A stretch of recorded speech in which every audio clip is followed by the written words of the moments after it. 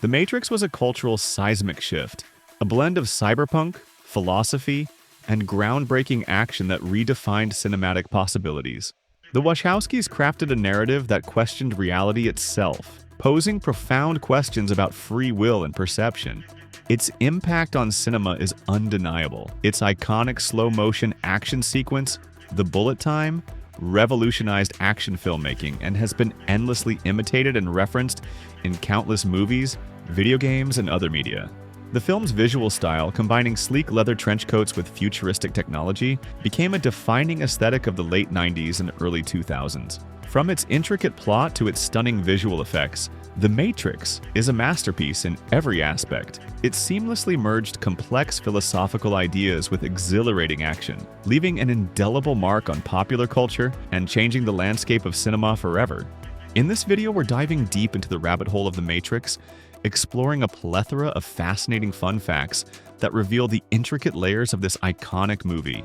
From the mind-bending special effects that push the boundaries of filmmaking to the subtle details that foreshadowed key plot points, we'll uncover the secrets that made this flick so impactful and continue to resonate with viewers today.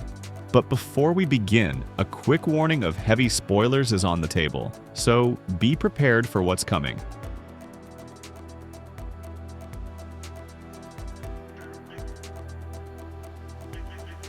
The iconic opening action sequence where Trinity battles police officers required a staggering 6 months of intensive training for Carrie-Anne Moss and the stunt team to achieve the necessary level of skill and precision. Even with this extensive preparation, the actual filming of the scene took 4 full days. This lengthy process underscores the meticulous attention to detail and the emphasis on realism that the Wachowskis demanded, setting a new standard for action filmmaking and contributing significantly to the film's lasting impact. Warner Bros. Was initially concerned about the film's complex and philosophical storyline. They described the screenplay as the script that nobody understands, fearing that audiences would be confused by its intricate concepts. Consequently, the studio insisted on adding a significant amount of explanatory dialogue and exposition to the film.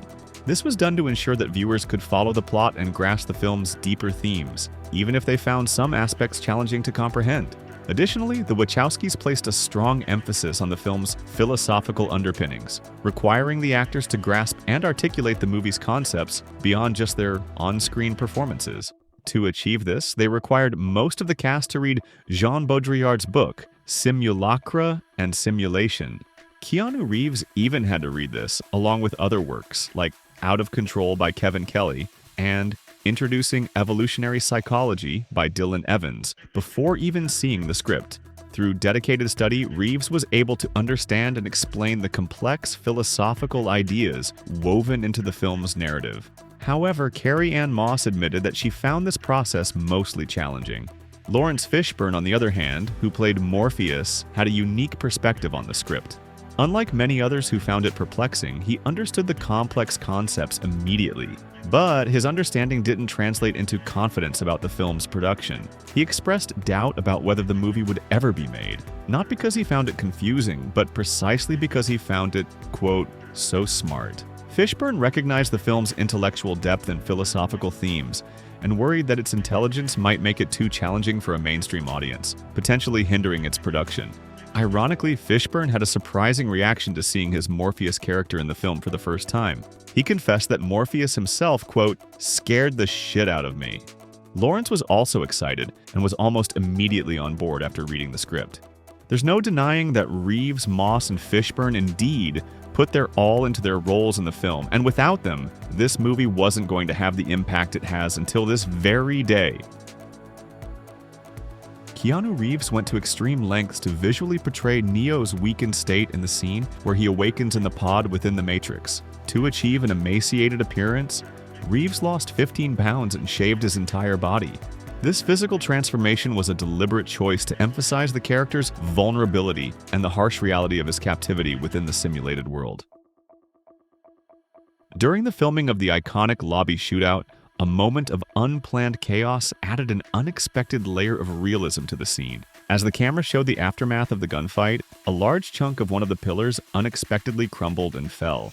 Rather than discarding the take, the Wachowskis recognized the dramatic effect of this accidental moment and chose to keep it in the final cut, which highlighted the film's raw, visceral action and enhanced the film's authenticity. The Wachowskis employed a distinct color palette to visually differentiate between the simulated world of the Matrix and the harsh reality outside. Scenes set within the Matrix were given a green tint, mimicking the glow of a computer monitor to emphasize the artificiality of the environment. Conversely, scenes in the real world were tinted blue, creating a cold, sterile atmosphere. Interestingly, the directors avoided using blue within the Matrix, believing it to be a color associated with reality, despite blue being relatively rare in the natural world. The fight scene between Morpheus and Neo, which takes place in a constructed training program that exists in a liminal space between the two worlds, was given a yellow tint, symbolizing its ambiguous nature and transitional state. This deliberate use of color served as a visual cue for the audience, helping them distinguish between the different realities portrayed in the film. The Wachowski directors have openly acknowledged the significant influence of the Japanese manga and anime film Ghost in the Shell on the creation of The Matrix. This influence is evident in the film's cyberpunk aesthetic, its exploration of virtual reality and artificial intelligence, and its action sequences. The directors drew inspiration from Ghost in the Shell's philosophical themes and visual style, incorporating elements of its dystopian future and technologically advanced world into their own narrative. Keanu Reeves' commitment to his role was tested even before filming began, as he suffered a 2-level fusion of his cervical spine, which had begun to cause paralysis in his legs, leading him to undergo neck surgery. Although he was still recovering from this major surgery during pre-production, Reeves was determined to train for his role. Stunt coordinator Yuen Wu-ping, who was aware of his condition, initially limited his training to punches and lighter moves. Reeves' dedication was evident in his rigorous training schedule as he requested sessions on his days off. However, the surgery's impact meant he couldn't kick for the first 2 months of his 4-month training period. This limitation resulted in a noticeable absence of kicks in Neo's fighting style throughout the film, a direct consequence of Reeves' medical condition and his determination to still participate in the intense action sequences. Similarly, Hugo Weaving, who played Agent Smith, also injured his leg on the first day of shooting. The injury was more serious than initially thought, requiring surgery to remove a polyp. This led to concerns that Weaving would have to be recast, potentially derailing the film. However, the production team creatively resolved the issue by rearranging the shooting schedule. They postponed all of Weaving's stunt work until the end of filming, allowing him time to recover from surgery and rehabilitation. The movie almost had a very different cast. Will Smith was one of the initial choices for Neo, but he opted for Wild Wild West instead. He later admitted that he was, quote, not mature enough as an actor, and that, if given the role, he would have messed it up. He didn't regret his decision though, saying that, quote, Keanu was brilliant as Neo. He also added that if he had taken the part, Val Kilmer was going to be the studio's pick for Morpheus, meaning that the audience would have been deprived of Lawrence Fishburne's iconic performance. Similarly, Sandra Bullock was offered the role of Trinity, but allegedly turned it down because of Smith's potential involvement. She later regretted her decision, as taking the role would have reunited her with Keanu Reeves from Speed. Additionally, several other actors were also brought in for the role of Neo, including Brad Pitt, who was doing 7 years in Tibet at the time. But after finishing that film, he said that he was too exhausted to take on the role. Leonardo DiCaprio also agreed to take the offer at first, but after learning about the movie's concept, he said, I can't go do another visual effects movie having just finished Titanic. And he eventually dropped out too. Furthermore, composer Don Davis revealed that the Wachowskis' very first choice for Neo was Johnny Depp, but Warner Brothers favored established box office draws like Brad Pitt or Val Kilmer. After both Pitt and Kilmer declined, the studio was willing to consider Depp, leading to a final decision between him and Keanu Reeves, whom the studio strongly pushed. Ultimately, Reeves' deep understanding and connection to the film's complex concepts proved decisive, and he secured the role. Hugo Weaving's portrayal of Agent Smith was a unique and memorable performance, driven by the actor's own amusement with the character. He crafted a distinct neutral accent for Smith, aiming to create a voice that was neither robotic nor entirely human.